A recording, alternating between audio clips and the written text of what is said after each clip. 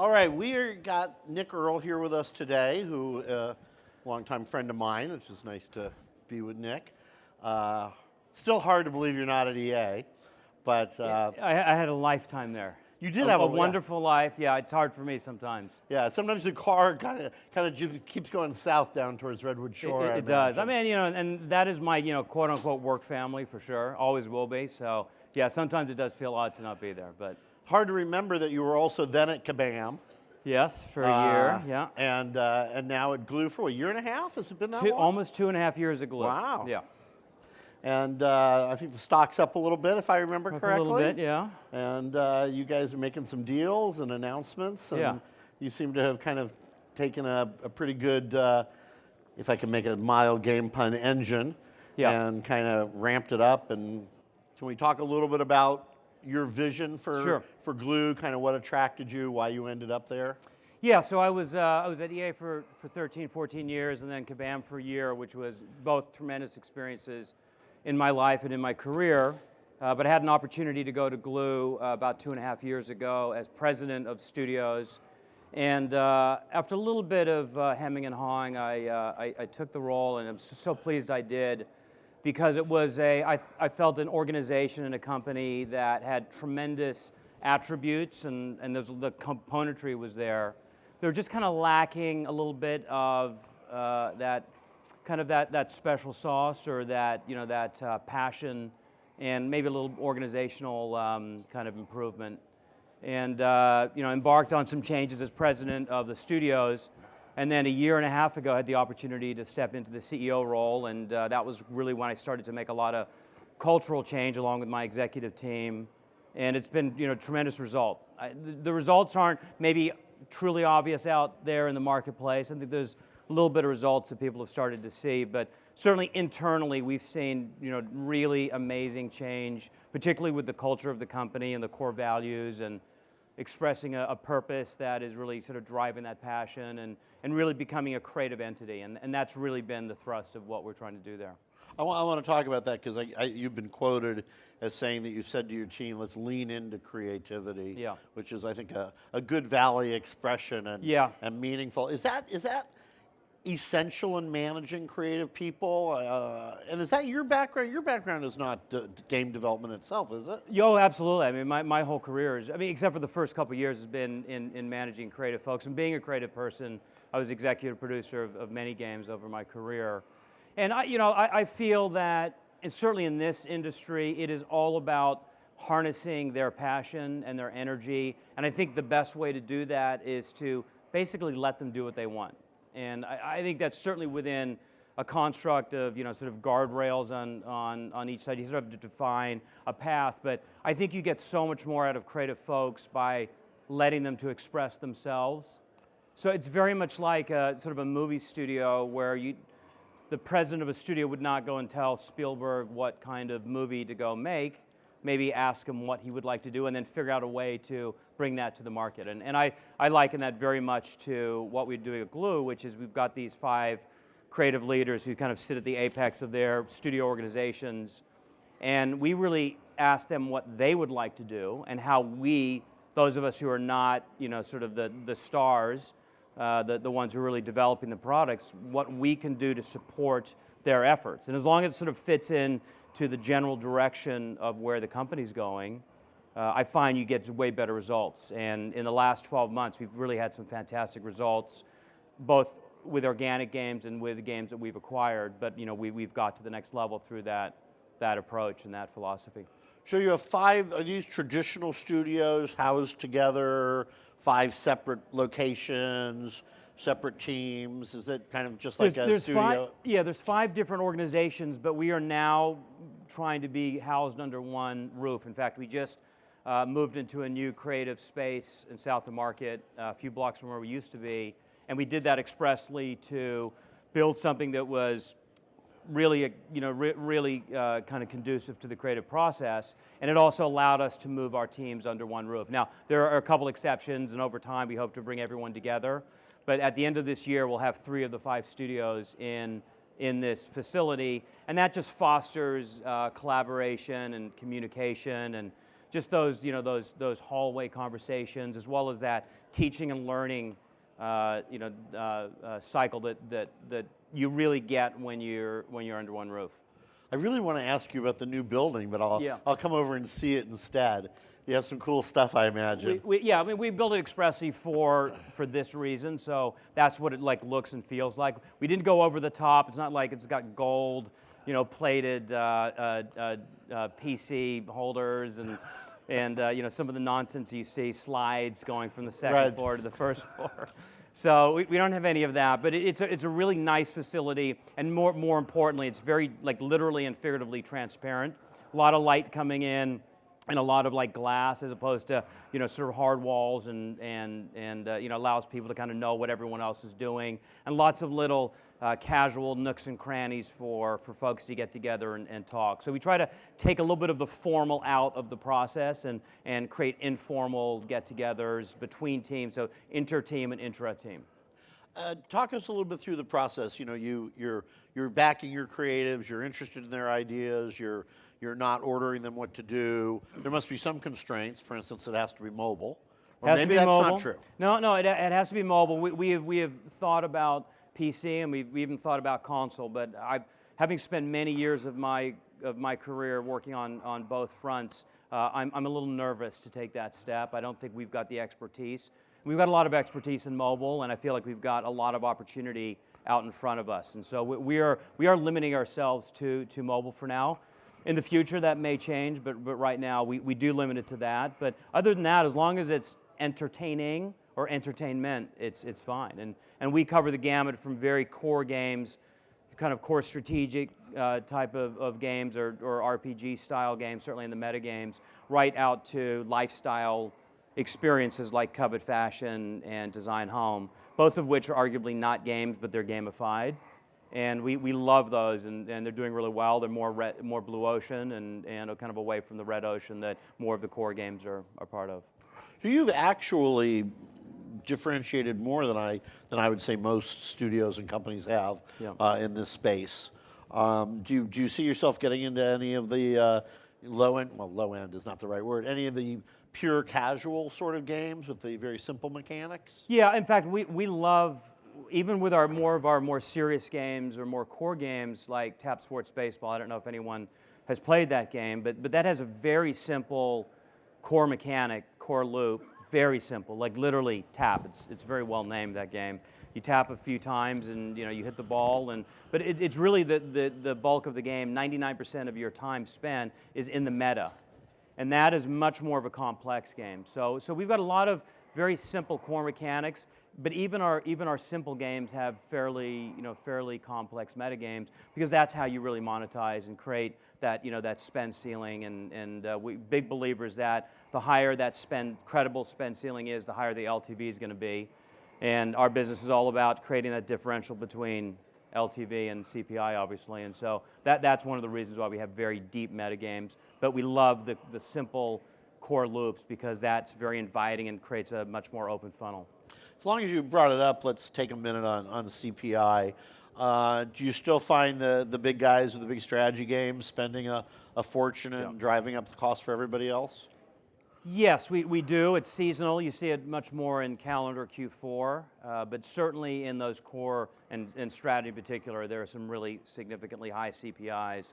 So we're very careful about that space in particular. We love the lower CPI space of a couple of the categories we're in. And then we've got a couple IPs that we really like that are great on the CPI front, like Deer Hunter, believe it or not. For those who remember Deer Hunter from the old Walmart days of the PC bundle packs, that has really thrived on mobile. It's kind of a nice fit for mobile, and it's properties like that can really drive incredibly low CPIs at scale, and we're talking hundreds of millions of downloads. So we do look for those. They're not easy to find, but they do exist. Are these predominantly either Facebook or the ad networks, Vungol, Unity? Yes. You haven't discovered some new source that all of us want to learn about? Well, I wish I had that update and that news for you, but we have not figured it out. We're not smart enough to have cracked that code. But we've done well on Facebook and our ad networks, and we're fairly strong at user acquisition. And it turns out it's it does require some sophisticated machinery to get to that next level, especially if you're sort of running a portfolio business at scale. So we've really built that up. We've got a very strong head of our revenue organization, and he's had a rich history of doing this and has built up a really strong ad business and UA business. Let's talk a little bit about the ad business, because most of our colleagues are nowhere in that business, certainly in the United States, right? You're talking about running ads. Correct. So tell us what your philosophy is on that and how big you think that'll be. Yeah, for us it's about 15% of the business. 50 or 15? 15%, but it's 100% gross margin. So it's I always call them high calorie dollars. We do love the ad business. It's that that point that I'm sure has been made many times up on stages like these, that you have to have that balance of knowing when and where to advertise and not pushing it too far, because you can really kind of adulterate the experience. And for core games in particular, that is something you don't want to do. You don't want to drive your spenders out. So we're very thoughtful about where we place ads. The bigger piece to the ad business, at least from our perspective, is the type of ads.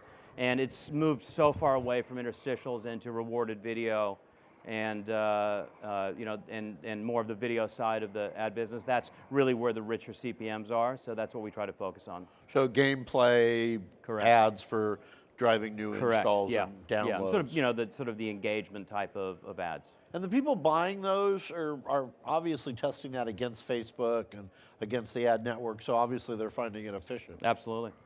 And how, you have any, I mean, I know you're a public company, I appreciate that. So and a public company in the quiet period, I'll add. So. You know what, I'm on the board of a public company. I've been on it 2.5 years. We've been in a quiet period for 2.5 years. When do I get to sell my stock? Maybe you don't do earnings calls. I'd love to know how you get away with that. No, I say we've been in a private the whole, I shouldn't have said public, in a private the whole time. Right. So I know there's a limit to what you can say about this, but I do think it's going to be a big growth area, advertising. Yeah. And I would have been shocked if you'd said it was 5.0, but I wouldn't be shocked if it was 5.0 someday. Yeah, I think that's a great point, and it's something that we try to experiment and try to push. We've not seen it obviously going higher than that, but we'd love for it to. We'd love for it to. When you consider that 9 out of 10 of your players are not spending and will never spend, it sort of seems obvious that advertising should be like a really important vehicle. But as it turns out, at least the way, again, we have not figured out a way to drive it higher, and as much as we love that business, we're really in the business of in-app purchase. That's really what we're about. We try to, really try to optimize the in-app purchase experience and the making sure that spender retention and spender velocity are optimized as much as possible in the elder game, because that's really where the value is driven. And when you talk about lean into creativity, is there a version of this from a business point of view? I mean, do you bring a creative point of view that's not the traditional IAP, revenue point of view? You have a philosophy? The philosophy is less tactical from a monetization perspective, and much more really the notion that anyone who is not writing code or creating art or designing a game, we and I include myself, because I'm not writing code, obviously, we view ourselves as kind of the back office. So I liken this a lot. I think a great metaphor is that professional sports team where you've got let's take baseball as a great example. You've got 9 players on the field who are performing every night, but there's a whole organization that gets them ready for being on the field in an optimal state, whether they're booking travel or whether they're preparing their food or training them in between games. And I view everyone who's not building a game or contributing to the building of a game as back office, including me.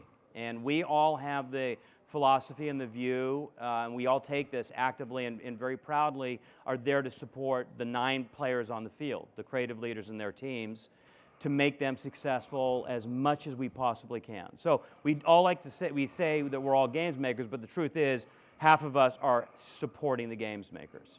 And that philosophy, then we find that very enduring.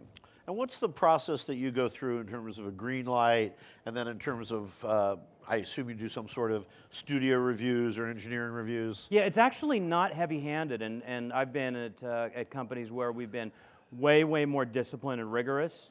on this, and at Glue, we've really found a way to keep a very light touch and let the studios kind of police themselves. And we just now we have a great reward system in place that they're incentivized to kind of do the right thing. There's a lot of intercommunication between the studios, and they tend to manage their milestones and self-manage them without us having to do it centrally. So we really don't have that feel. Like I said, it's a little more like a movie studio where they're funding these movies that are being made by sort of these term deal groups, these groups that are there on the lot to make movies for a sort of defined period, and they're getting the support from the studio. We do a little more than marketing, obviously, but it's very much like that.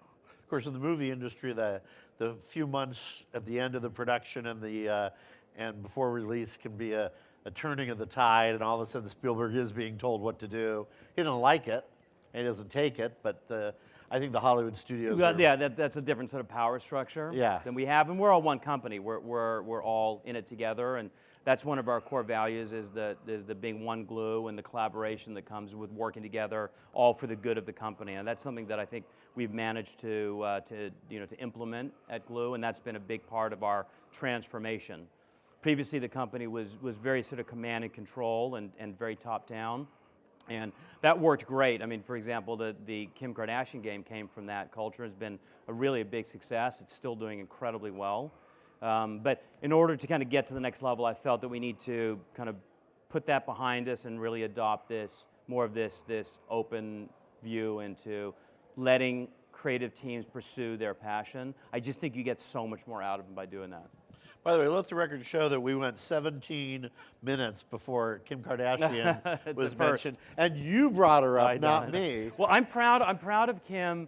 One, because that sort of set Glue Kim up. I mean, I wouldn't call her a friend. Have you met her? I've not met her. No, it's Nick Earl, the previous CEO, has really kind of managed that relationship. So I haven't had the chance to meet her yet. But I can tell you that she's an incredible partner, and she has this gift, this real gift, and this is not to be under or overestimated, that she helps her partners make her do so well with her projects that she's a part of. And not every celebrity has that, and we've learned that the hard way. Kim is a truly outstanding partner in that respect, and that's why I think one of the main reasons why that game continues to power along. In fact, that's it's really been sort of in a growth phase again. So we've been really pleased with that. What do you attribute that to, the growth phase? Are you doing something different? No, well, yes, clearly the team is doing something very different. We've learned a lot about monetization and driving LTV. That has been great lessons from our part owner in Tencent. They own about 20% of the company. They've been tremendous in helping us learn how to run live operations of our games and how to build LTV and drive that curve up. So a lot of our games have rebounded. Some have sort of flattened instead of decaying. Some decay rates have lessened. Some have actually started to turn back up. And I attribute that a lot to the learning from Tencent and their approach, which is very much sharing their knowledge internally. And they've shared that with us. And so we've then taken that and applied to our games. And we've seen our growth games, or all of our games start to become in the growth phase again. Or not all of them, but certainly many of them. Yeah, and that's part of the reasons why Glue's revenue has really started to turn up. Yeah, they're incredible people. They are very impressed with them, and they have a very long-term view, and they're nothing but value add, at least from our perspective. Yeah, no, I like to say they're the second government of China, and I mean that in a positive way. Yes. You see that relationship growing into you guys doing much in China in terms of publishing games? It's something that we may look at in the future. I think right now we've got so much low-hanging fruit that that exists here in the Western markets. We certainly got some growth to do in Western Europe and Eastern Europe before we would really tackle Asia. But there's certainly a great potential partner for that territory, which is, as I'm sure everyone here knows, very, very tricky. But they have tremendous competitive advantage in that they own distribution, and it would be great to be a part of that. So it's in the future, but it's something that we do think about. You spent some time in Shenzhen? I have. That is an interesting city. It's one of those pop-up cities that has really grown a lot, and they just built a new facility. It's amazing. Oh yeah, they moved out of the they still have that. They towers. Built a new one. They built a new one. Yeah, I went to sleep one night there at James Mitchell put me up at the Venetian, and I woke up in the morning and discovered that I was in the middle of an amusement park.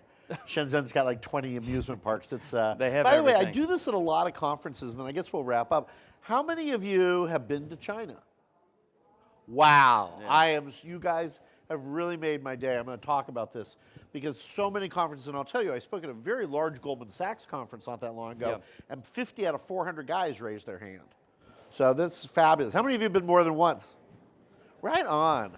Good, good. I encourage everybody. It's nice to have an audience where I don't have to encourage you to go. I agree. So what are we looking at in the next year? What are you going to say on the next earnings call about how things are emerging? So I'm still writing that script. So it's a Give bit us a little early. peek.